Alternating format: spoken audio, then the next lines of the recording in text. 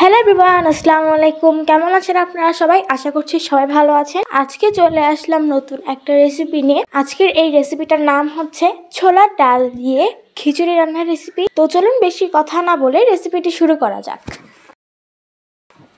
প্রথমে আমি একটা কড়াইতে দিয়ে নিলাম সাদা তেল, দিয়ে দিলাম 2টা তেজপাতা এবং দিয়ে দিব ভিজিয়ে রাখা ছোলার ডাল। এই ডালটা আমি 2 ঘন্টা ভিজিয়ে রেখেছিলাম। তখন আমি ডালটাকে হালকা একটু ভেজে নিব।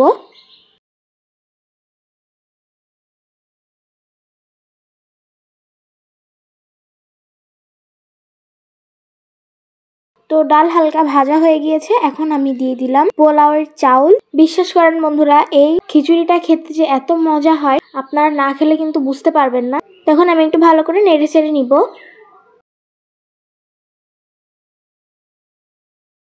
তখন আমি দিয়ে দিলাম হলুদের গুঁড়া। তখন আমি একটু ভালো করে নেড়ে চেড়ে নিব।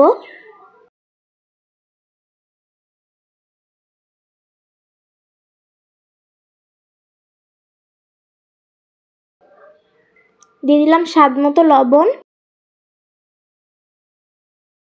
আবারও আমি এবার লবণটাকে ভালো করে নেড়ে চেড়ে নিব।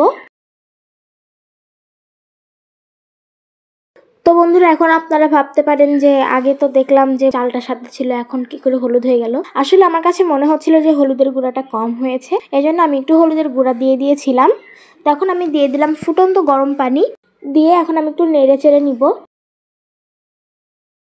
তো ভাতটা হতে থাক, এখন আমি একটা ফোড়ন বানিয়ে নিব। সেজন্য একটু ফ্রাইং প্যানে দিয়ে দিলাম ঘি, বড় এলাচ কিংবা কালো এলাচ, গোটা গরম মশলা দিয়ে ভালো করে নেড়ে চেড়ে নিব। তো হালকা ভাজা হয়ে গেলে আমি দিয়ে দিব চীনা বাদাম, কাজু বাদাম এবং কিশমিশ। তো এটাকেও আমি ভেজে নিব।